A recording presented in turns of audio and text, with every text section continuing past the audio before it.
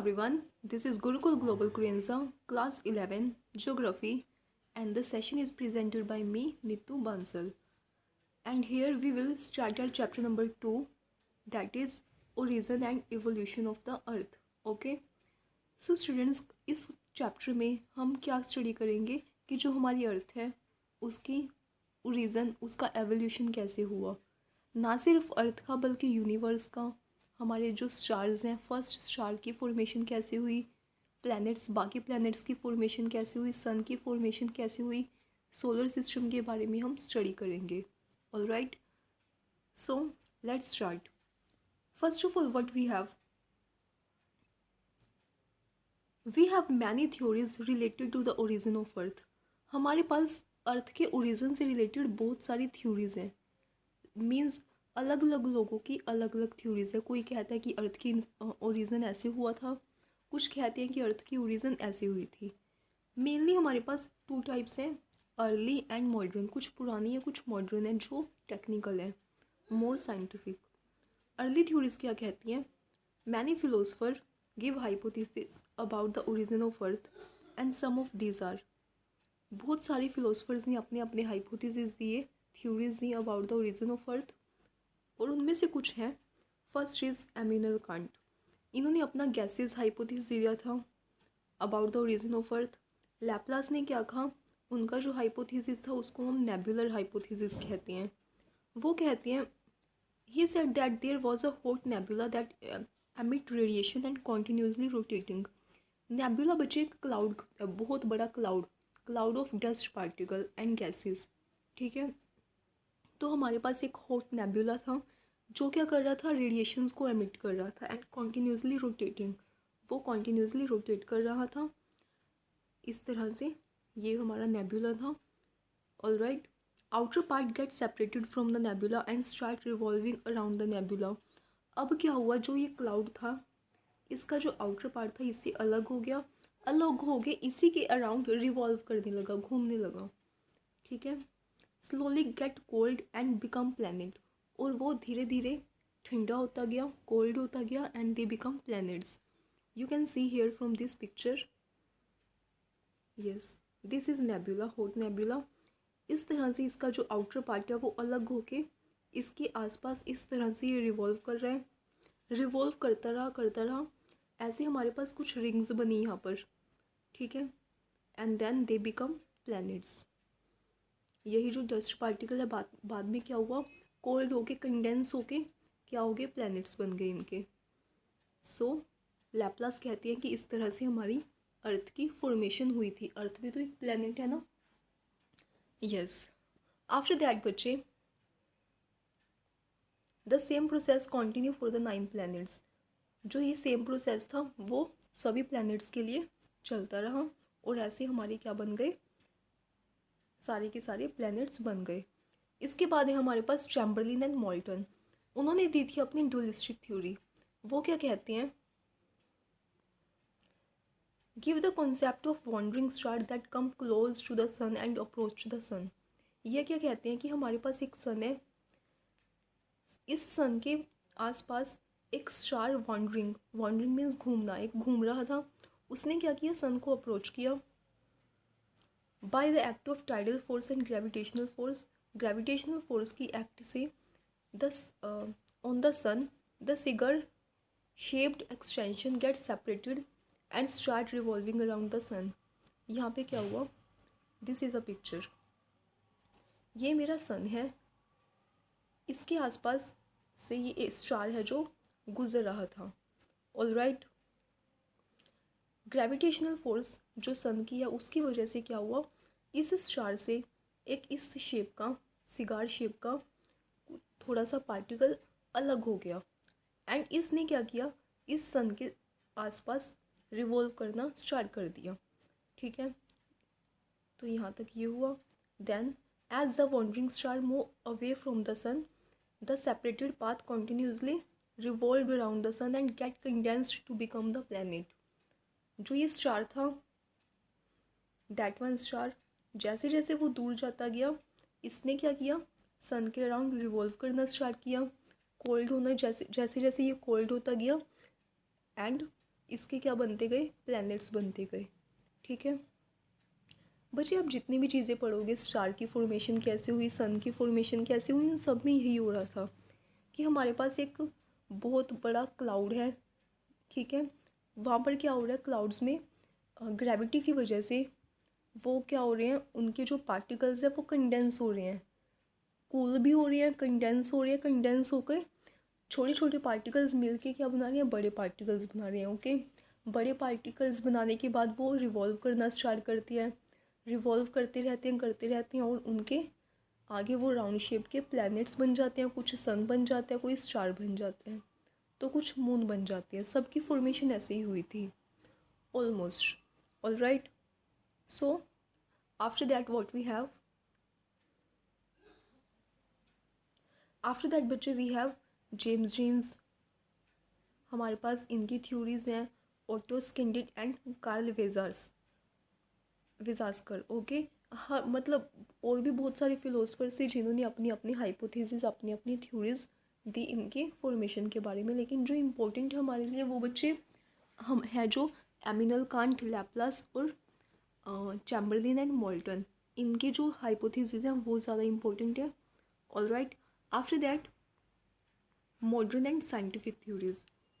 अगर हम मॉडर्न और साइंटिफिक थ्योरीज की बात करें about the origin of universe और अर्थ, तो ये क्या कहते हैं, इन्होंने सबसे पहले हमें क्या दिया बच्चे, ये जो थ्योरी है ना साइंटिफिक थ्योरी, इसको हम बहुत ज़्यादा मानते हैं एज़ कम्पेयर टू बाकी की जो थ्योरीज़ हम उनको पढ़ के आए। क्यों? क्योंकि वो सिर्फ हमें ये बताती है कि जो प्लैनेट्स हैं उनकी फॉर्मेशन कैसे हुई। लेकिन जो ये हमारी साइंटिफिक थ्योरी है ना, वो हमें एग्जैक्ट ये बताती है कि पहले यूनिवर्स की फॉर्मेशन कैसे हुई, देन उससे स्टार्स की फॉर्मेशन कैसे हुई, कैसे हमारे पास ये यूनिवर्स में एटम्स आए। ठीक है, अलग अलग मैटर आया, एनर्जी कहाँ से आई हमारे पास। इसके बाद हमारे पास प्लैनेट्स की फॉर्मेशन कैसे हुई, कैसे हमारा सोलर सिस्टम बना। तो स्टेप बाय स्टेप ये सारी चीज़ों को क्लियर करते हैं। ऑलराइट, जो बाकी की थ्योरीज नहीं कर पा रही हैं, इसीलिए हम सबसे ज़्यादा इस थ्योरी को मानते हैं और हमने अज्यूम किया हुआ है कि यही सही है। ऑलराइट, वैसे तो बच्चे काफ़ी ज़्यादा थ्योरीज हैं और किसी को एग्जैक्टली नहीं पता कि सही क्या है, एक्चुअल में क्या है। Alright, so modern and scientific theory किसने दी थी ये, एडविन हबल। इन्होंने ये थ्योरी दी थी in the 1920। Give big bang theory, expanding universe hypothesis, अलग अलग नाम है। ऑलराइट, बिग बैंग भी कहती हैं इसको और एक्सपेंडिंग यूनिवर्स थ्योरी भी इसे कहती हैं। ओके, तो ये जो थ्योरी है ये क्या कहती है, singular tiny ball containing all the matter of universe with infinite density and temperature and small volume exploded violently। एक हमारे पास क्या थी, सिंगल टाइनी बॉल, कुछ नहीं था और पूरे यूनिवर्स में कुछ नहीं था, सिर्फ ये था सिंगुलर टाइनी बॉल, इससे भी छोटे साइज़ की, containing all the matter of universe, सारे का सारा यूनिवर्स का मैटर है जिससे ये पूरी यूनिवर्स बना हुआ है, वो इसके अंदर था। विद इन्फिनाइट डेंसिटी, इसकी डेंसिटी है जो इन्फिनाइट थी, टेम्परेचर भी इन्फिनाइट था और इसका वॉल्यूम है जो बहुत ही कम था। ये क्या हुई, एक्सप्लोड हुई। ठीक है, ये क्या हुई, एक्सप्लोड हुई। हर डायरेक्शन में क्या हुआ, एनर्जी स्टार्ट टू स्कैटर। जब ये वायलेंटली एक्सप्लोड हुई, बहुत ज़्यादा एनर्जी हर डायरेक्शन में क्या हुई, स्टार्टेड टू स्कैटर, फैलना स्टार्ट हुई। Energy and matter expanded and moving away. अब यहाँ पर क्या हो रहा था, यहाँ से बहुत सारी चीज़ें ऐसे निकल कर इस तरह से एक्सपेंड हो रही थी हर डायरेक्शन में, एनर्जी भी प्लस मैटर, दो चीज़ें। और वो क्या जा रहे थे, लगातार कॉन्टीन्यूसली एक दूसरे से दूर जाते जा रहे थे। ठीक है, अब आप बच्चे यूनिवर्स सोच भी नहीं सकते कि कितना बड़ा है, और वो सारे का सारा यूनिवर्स एक टाइनी इससे बना है। ऑलराइट, तो यहाँ पर क्या हुआ, जो ये बिग बैंग थ्योरी है ना बच्चे, ऐसा कहा जाता है कि जो ये एक्सप्लोजन था वो कितने साल पहले हुआ था? आज से 13.7 billion year ago, 13.7 billion year ago ये हुआ था। ओके, उसमें विद इन अ सेकेंड इतना सारा हमारा एनर्जी, इतनी ज़्यादा हाई स्पीड पर ये मीन्स यूनिवर्स ने हमारा एक्सपेंड करना स्टार्ट किया कि देखते ही देखते 1 मिनट में हमारे पास एनर्जी बन गई, हमारे पास मैटर बन गया। ऑलराइट, और पहले जो 3 मिनट्स थे मीन्स एक्सप्लोजन के बाद 3 मिनट्स में, विद इन अ 3 मिनट हमारे पास क्या बन गए? हमारे पास जो हमारा फर्स्ट एटम है वो बन के तैयार हुआ। कैसे बना वो फर्स्ट एटम? बताइए मुझे कौन सा है हमारा? आपने आपने वो पीरियोडिक टेबल में पढ़ा होगा केमिस्ट्री के। फर्स्ट एटम इज बच्चे हाइड्रोजन। Hydrogen, alright. तो ये पूरे यूनिवर्स में कैसे बना? फॉर्मेशन ऑफ इलेक्ट्रॉन हुई, प्रोटॉन हुई, न्यूट्रॉन हुई। जब ये एनर्जी और मैटर एक्सपेंड कर रहे थे तो सबसे पहले किसकी फॉर्मेशन हुई? इन तीनों की फॉर्मेशन हुई। प्रोटॉन और न्यूट्रॉन ने मिलकर क्या बनाया? न्यूक्लियस बनाया। न्यूक्लियस और इलेक्ट्रॉन ने मिलकर क्या बनाया? फर्स्ट हाइड्रोजन एटम बनाया। इलेक्ट्रॉन, प्रोटॉन, न्यूट्रॉन, इन दोनों ने मिलकर न्यूक्लियस बनाया। इलेक्ट्रॉन और न्यूक्लियस ने मिलकर फर्स्ट एटम ऑफ हाइड्रोजन बनाया। ऑलराइट, और ऐसा नहीं है कि हमारे पास बस एक ही हाइड्रोजन का एटम बना था। नो, कहने के लिए हम ये कह रहे हैं कि हमारे पास एक एटम बना, लेकिन हर जगह पर, यहाँ पर, यहाँ पर, यहाँ पर, यहाँ पर, ठीक है, हर जगह पर ये एटम्स बन रहे थे, हर जगह पर इलेक्ट्रॉन बन रहे हैं, हर जगह पर प्रोटॉन बन रहे हैं पूरे यूनिवर्स में, और बहुत सारे हाइड्रोजन के एटम्स बनने तैयार हुए। एंड लास्ट में हमें ये कहा जाता है बच्चे कि एक्सपेंशन इज़ स्टिल कंटिन्यू। ये एक्सपेंशन ऐसा नहीं है कि बस उस वक्त हुई थी और होके बस रुक गई, यूनिवर्स बन गया। नो, ये एक्सपेंशन अभी भी हो रही है, that is still continue. Universe अभी भी एक्सपेंड कर रहा है, स्पीड स्लो हो गई है बट स्टिल एक्सपेंडिंग। तो ये थी बच्चे आपकी बिग बैंग थ्योरी। ऑलराइट, आगे हम देखेंगे कि कैसे स्टार्स की फॉर्मेशन हुई, आगे क्या हुआ। ये तो हमने जस्ट कि यूनिवर्स की फॉर्मेशन कैसे हुई, एक टाइनी बॉल थी, एक्सप्लोड हुई इस तरह से, और ये यूनिवर्स हर डायरेक्शन में हमारा बन गया। ठीक है, कुछ और भी हैं जिनको मॉडर्न और साइंटिफिक के अंडर लेते हैं थ्योरीज, जिसमें कहा जाता है Hoyle's and steady state theory. ये क्या कहते हैं? This is an alternative to expanding theory of universe. ये इसके बिल्कुल उल्टा है। Said the universe is constant at any point of time.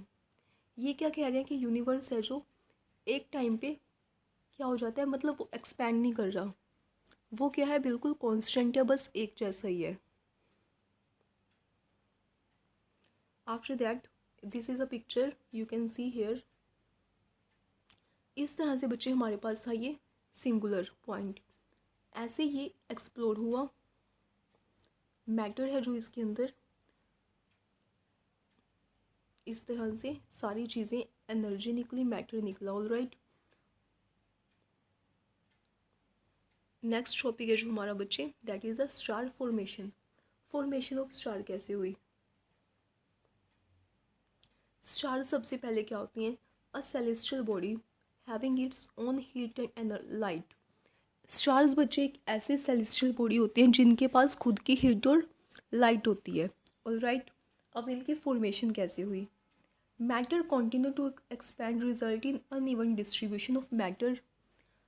Matter क्या हो रहे हैं बच्चे? मैटर क्या होते हैं? Solid, liquid, gas.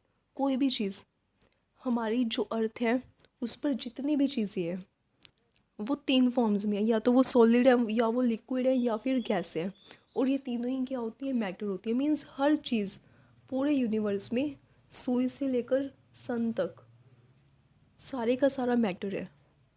ठीक है, एंड ये मैटर क्या हो रहा है? एक्सपैंड कर रहा है। एक्सपैंड मीन्स टू से दूर दूर जा रहा है एक दूसरे से, इस तरह से आगे आगे जाता जा रहा है, जाता जा रहा है, जाता जा रहा है। Result in uneven distribution of matter. अब इसकी वजह से क्या हुआ? जो मैटर है उसके यूनिवर्स में अनइवन डिस्ट्रीब्यूशन हो गई, मीन्स कहीं पर ज़्यादा कहीं पर कम।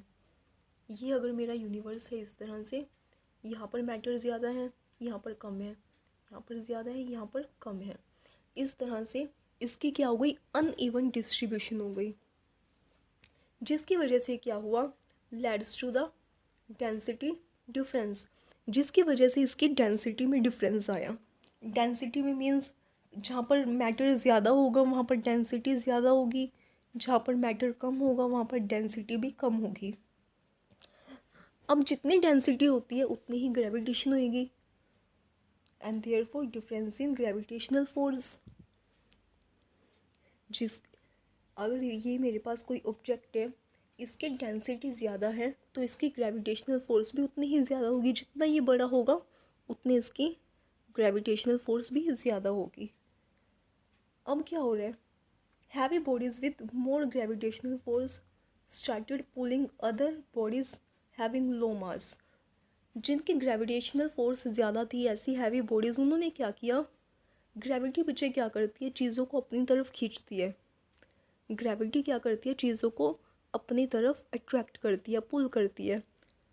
तो जो हैवी बॉडीज़ थी उन्होंने क्या किया, अपनी ग्रेविटेशनल फोर्स से जो लो मास वाले ऑब्जेक्ट थे उनके आसपास, उनको अपनी तरफ पुल करना स्टार्ट किया, जिसकी वजह से क्या हुई, फॉर्मेशन ऑफ नेबुला हुई।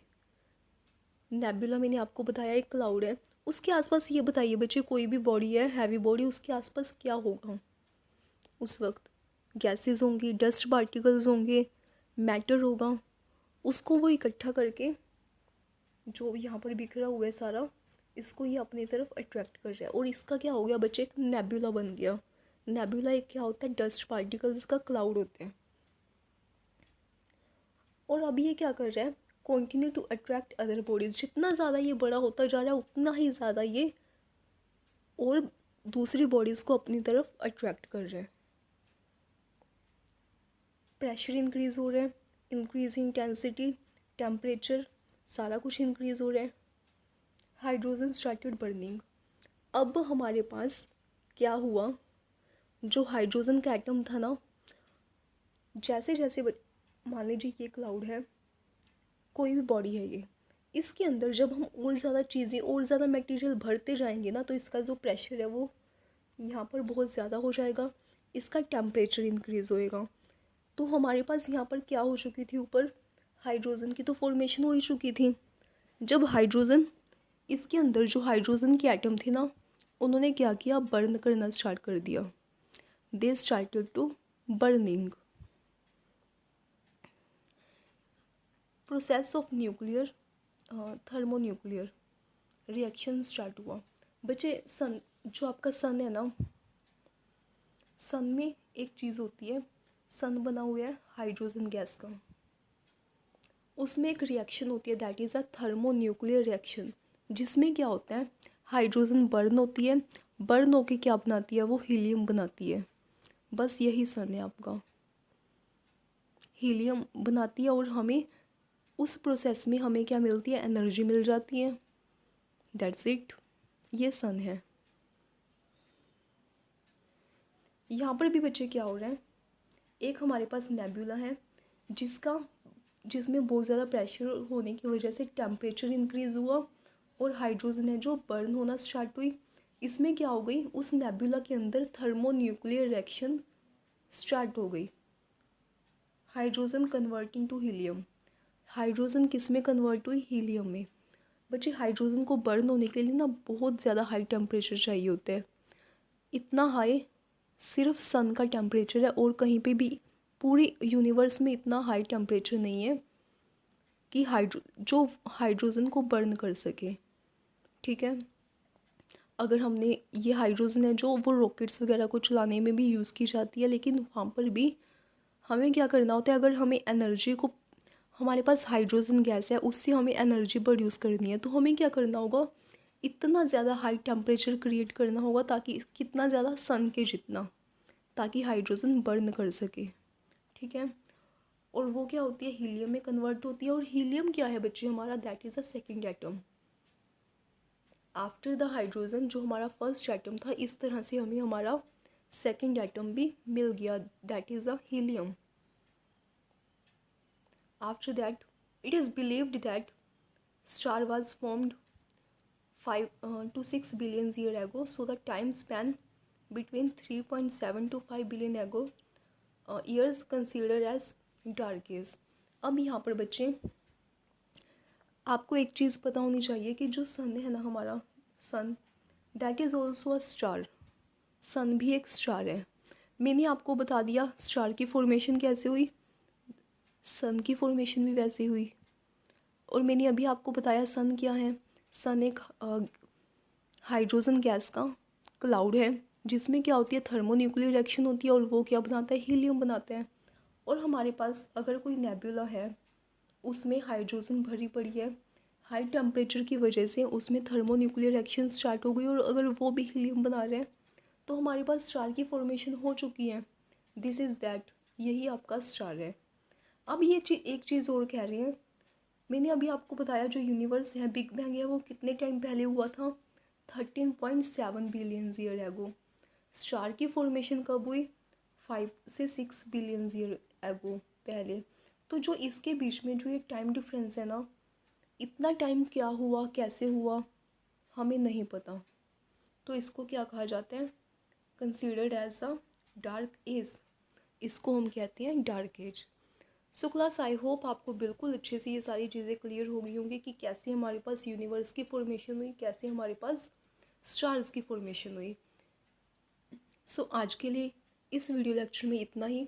नेक्स्ट वीडियो लेक्चर में हम देखेंगे formation of planets, solar system, बाकी सारे प्लैनेट्स के बारे में, और मून की फॉर्मेशन कैसे हुई, इन सब चीज़ों के बारे में हम स्टडी करेंगे.